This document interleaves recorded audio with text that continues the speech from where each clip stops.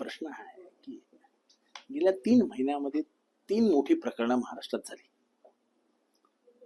एक अक्षय शिंदेच्या बाबतीत कोर्टाने मत नोंदवलं. सोमनाथ सूर्यवंशीची निर्गुण हत्या झाली आणि संतोष देशमुखची निर्गुण हत्या झाली. माझ्या दृष्टीने हे 3 खून आहेत आणि तिन्ही खुन्या ज्यांनी कोणी हे खून केले आहेत ते कोणी असो त्यांना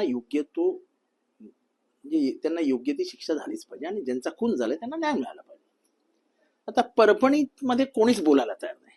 काही निवडक लोक आहेत महाराष्ट्रामध्ये जे परभणीवरती बोलतात. का? सोमनाथ सूर्यवंशी माणूस नाहीये, त्याला आई नव्हती, पोटचा गोळा हलवल्याचं त्याच्या आईला दुःख होत नसेल. ती एक आई आहे जिने सांगितलं की मला 10 लाख रुपये नको तुमच्या सरकारचे, मला माझा पोरगा परत द्या. मला सांगा सरकारने कधी गांभीर्याने घेतलं सोमनाथ सूर्यवंशीला? किंबहुना विधानसभेमध्ये उत्तर देण्यात आलं की तो श्वासोश्वासाच्या त्रासामुळे मेला.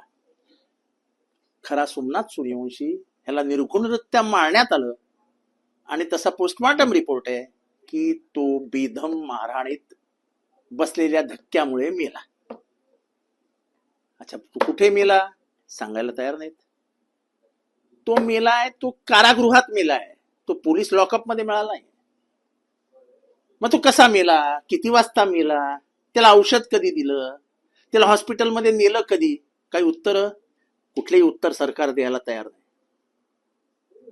म्हणून काही समविचारी संघटना, आंबेडकरवादी संघटनांनी लॉंग मार्च काढला. परभणी ते नाशिक 400 किलोमीटर चालत आले. सरकारला तोपर्यंत जाग आली नाही. पण काल नाशिकमध्ये उत्स्फूर्त प्रतिसाद त्यांना मिळत गेला आणि सरकारने मग आपले हस्तक झाडले आणि मग त्यांना खोटे नाटी आश्वासने दिली आहेत. ते परदेशी शिखर परदेशी नावाचे IAS ऑफिसर आहेत, त्यांच्या सहीनी. एवढे दिवस काय करत होतात? सोमनाथ सूर्यवंशी मरून आज जवळजवळ 2.5 महिने व्हायला आले. सरकार झोपलं होतं का? या सरकारला छोट्या समाजाबद्दल काहीच वाटत नाही का? तो काय अशिक्षित पोरगा होता का? लॉचा विद्यार्थी, कट्टर आंबेडकरवादी, कट्टर.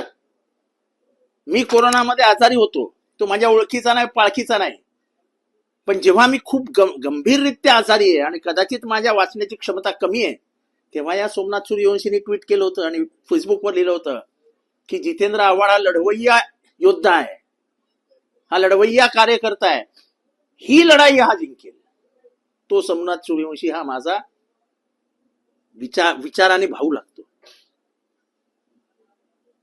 कोणाला खंत न खेद त्याच्याबद्दल कोणीच बोलायला तयार नव्हतं. आज जेव्हा मुंबईकडे आगेकूच होणार आहे म्हणल्यावर सरकारने काहीतरी उद्योग केले आणि मग काहीतरी लिहून दिलेलं आहे. माझ्याकडे ते पत्र पण आहे. आज कशी काय सस्पेंड करता तुम्ही लोकांना? आधी का नाही केले? अधिकारी गुन्हेगार नव्हते? हे प्रकरण दडपण्यासाठी म्हणून सरकार दलालांचा हस्तकांचा उपयोग करताय. आम्ही हे प्रकरण असं दाबलं जाऊ देणार नाही. कोण होता उमाप? कोणी केला लाठीचार्ज? कोणी केलं कोम्बिंग ऑपरेशन? त्याची काय उत्तर नाही द्यायची. जे IPS ऑफिसर ह्याला जबाबदार आहेत, ज्यांनी लाठीचार्जचा खून काढला, ते दोषी नाहीत? 4 हवालदारांना काढून टाकलं, काम संपलं? असं नाही होणार. अक्षय शिंदे मागासवर्गीय समाजाचा, त्याला नाही देणार? कोर्टात त्याच्या आई वडिलांना सांगायला लावता की आम्हाला खटला नाही चालवायचा? अरे काय, कुठल्या लेवलला चाललंय हे सगळं? मला हिंदी पिक्चर मधला एक डायलॉग आठवेल लोकांना, क्या गरीबों की जान जान नहीं होती. आम्ही लढू, अक्षय शिंदेसाठी पण लढू, आम्ही सोमनाथ सूर्यवंशीसाठी पण लढू आणि संतोष देशमुख साठी पण लढू. खून आहे. मी महाराष्ट्राला एक उदाहरण देऊ इच्छितो. ज्यांनी राजीव गांधींची हत्या केली त्यांना सगळ्यांना फाशी शिक्षा झाली. त्याच्यानंतर प्रियांका गांधी जेलरकडे गेल्या. त्यांनी त्या आरोपींची भेट घेतली आणि त्यांना माफ करा, यांना फाशी देऊ नका, यांना जिवंत राहू द्या आणि यांना सोडा आता. पण कायद्याने त्यांना फाशी दिलेली होती, ती फाशी रद्द नाही करता आली. तुमच्या मनावर नसतं. कायद्याच्या दृष्टीने जो खून करतो तो गुन्हेगार असतो आणि त्याला त्या गुन्ह्याची सजा कायदा देतं. हे जोन कोण येडे आहेत ज्या येड्यांच्या डोक्यात कोणीतरी खुळ घातलं की यांना खटला मागे घ्यायला लावा, ते काय वरती बसलेले जजेसनी हा खटला खणून काढलाय. त्या जजेसनी सांगितलं की हा खून आहे.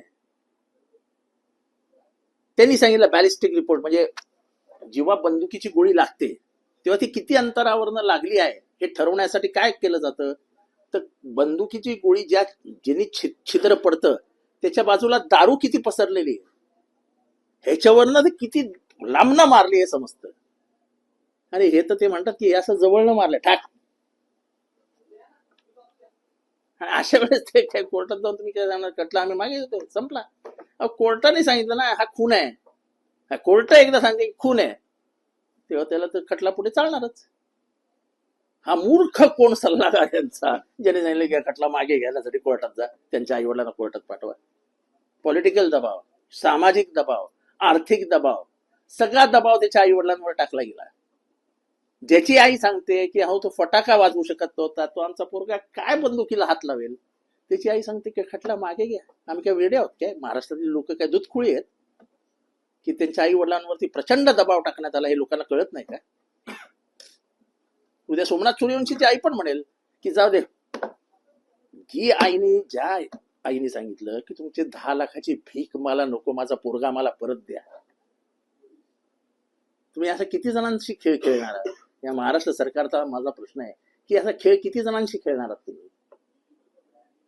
हे तर संतोष देशमुखांचे कुटुंबीय कणखरपणाने उभे राहिलेत म्हणून, नाही तर त्याचाही खेळ खंडोबा करून टाकला असता तुम्ही लोकांनी. सूर्यवंशीसाठी पण लढू आणि संतोष देशमुख साठी पण लढू. खून खून आहे, आणि कोणाचाही खून असो, जो कोणी खून करतो त्याला सजाही झालीच पाहिजे. विशेष दूतांनी जाणीवपूर्वक मोर्चा चिरडण्याचं तुम्ही वक्तव्य केलेले, तुमचा नक्की रोख कोणाकडे? माझा रोख नाही, ते आता पेपर तुम्ही शोधा ना, तर काय वाटतं तिथे कोण गेलं होतं, एवढे दिवस ते कुठे होते, आधी का नाही गेले, आणि ते असं कसं म्हणू शकतात की जाऊ द्या माफ करा. माफ करा, अरे वा, हे म्हणजे साधू संतांची औलाद आहे. माफ करा, खुन्याला माफ करा.